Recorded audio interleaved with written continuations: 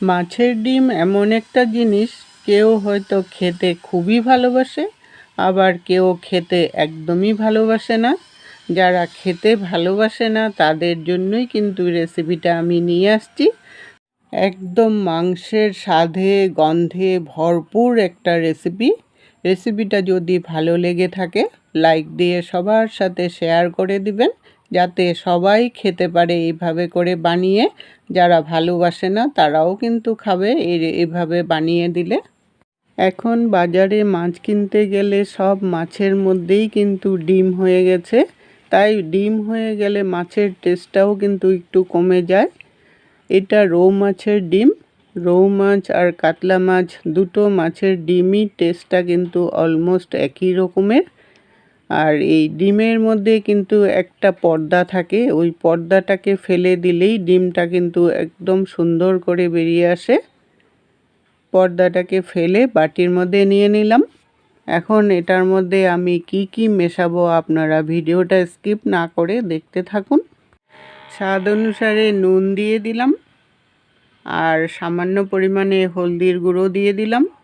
যেমন আমরা মাছ নুন আর হলুদ দিয়ে মাখি সেরকম ডিমটাকেও মাখতে হবে। আর মুচমুচে হওয়ার জন্য আমি বেসন দিয়ে দিলাম 3 চামচ। বেসনটা কিন্তু খুব একটা বেশি দেবেন না, ডিমের পরিমাণ অনুযায়ী বেসনটা দিবেন। যেহেতু আমার অনেকটাই ডিম ছিল তাই 3 চামচ দিলাম। আর আপনাদের যদি কম ডিম থাকে তাহলে 1 চামচ দিলেই হয়ে যাবে। বেসনটা জাস্ট একটু বাইন্ডিংয়েরও কাজ করবে আর একটু মুচমুচে হবে। এখন সব কিছু ভালো করে মেখে নিতে হবে, যাতে দানা দানা না থাকে সেরকমভাবে মেখে নিতে হবে। মেখে নিয়ে একটা লিকুইডের মতো হবে ঘন। আর এটার মধ্যে যদি এর চেয়ে আরও বেসন বেশি দেন তাহলে ডিমের বড়াগুলো কিন্তু শক্ত হয়ে যাবে, তখন খেতে কিন্তু একদমই ভালো লাগবে না। এখন কড়াই বসিয়ে আমি 4 চামচের মতো সরষের তেল দিয়ে দিলাম। রেসিপিটা পুরোটাই আমি সরষের তেলে বানাবো, আপনারা ইচ্ছা করলে রিফাইন্ড অয়েলেও বানাতে পারেন। আর যেহেতু এটা মাছের আইটেম তাই সরষের তেলে বানালেই ভালো লাগবে। তেলটা গরম করে নিয়ে তারপর অল্প অল্প করে ব্যাটার দিয়ে দিব। আর ব্যাটারটা দেওয়ার সাথে সাথেই তো বড়ার এটা জমাট বেঁধে যায় সুন্দর করে। হাত দিয়ে দিতে অসুবিধা হলে চামচ দিয়ে 1 চামচ 1 চামচ করেও তেলের মধ্যে দিতে পারেন। তারপর একদিক হয়ে যাওয়ার পর উল্টিয়ে দিলাম। উল্টিয়ে পাল্টিয়ে হালকা ব্রাউন কালার যতক্ষণ না হয়ে যায় ততক্ষণ পর্যন্ত বড়াগুলো মিডিয়াম আঁচে ভাজতে হবে। যখন একটু লাল লাল হয়ে আসলো তখনই বড়াগুলো নামিয়ে ফেলতে হবে। এইভাবে করে বাকি ব্যাটারটা দিয়েও কিন্তু বড়াগুলো সব আগে বানিয়ে নিতে হবে। আর এই ব্যাটারের মধ্যে আপনারা ইচ্ছা করলে পেঁয়াজ কুচি, লঙ্কা কুচি সব কিছুই দিতে পারেন, তাহলে খেতে কিন্তু আরও ভালো লাগবে। আমি একদম সিম্পল প্রসেসে বড়াগুলো কিভাবে তাড়াতাড়ি করে বানানো যায় তারই পদ্ধতি দেখাচ্ছি। সবগুলো ডিমের বড়া রেডি হয়ে গেছে। এগুলো কিন্তু ভাতের সাথে ডালের সঙ্গে খেতে কিন্তু খুবই ভালো লাগে। আর এই বড়া শুধু শুধু যেমন ভালো লাগে, আবার কারি বানিয়ে খেলেও তো আরও ভালো লাগে। এখন আমি কারিটাকে কিভাবে বানাবো দেখতে থাকুন। ওই তেলের মধ্যে আরও 2 চামচ সরষের তেল দিয়ে দিলাম। হাফ টিস্পুন জিরা ফোড়নে দিয়ে দিলাম। আর 2টো তেজপাতা দিয়ে দিলাম।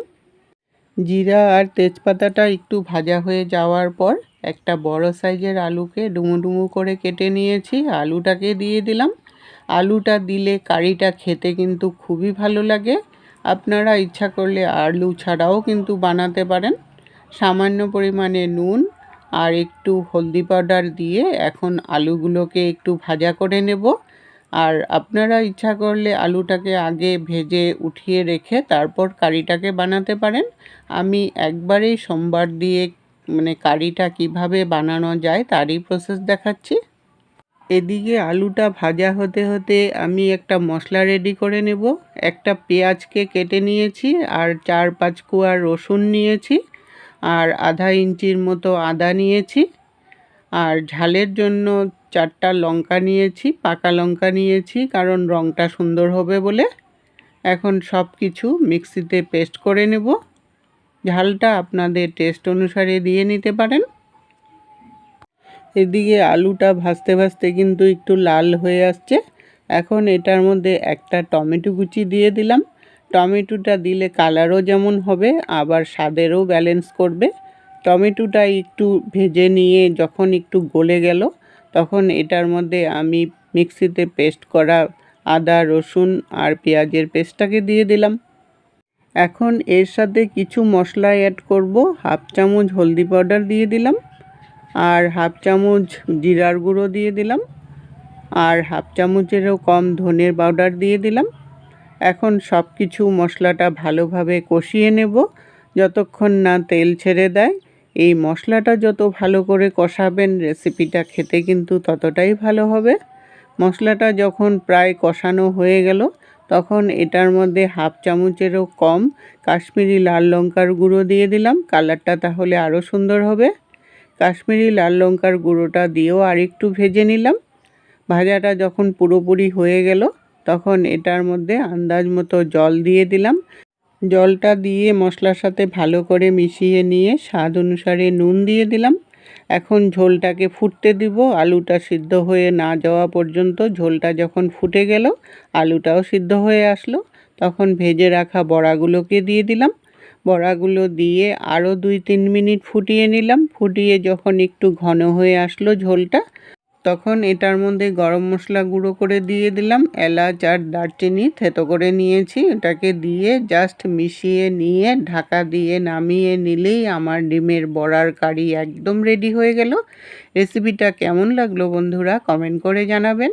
একবার হলেও বাড়িতে ট্রাই করে দেখবেন। মাংসের থেকেও কোনো অংশে স্বাদে কম হয় না। এতক্ষণ সঙ্গে থাকার জন্য আপনাদেরকে অসংখ্য ধন্যবাদ বন্ধুরা।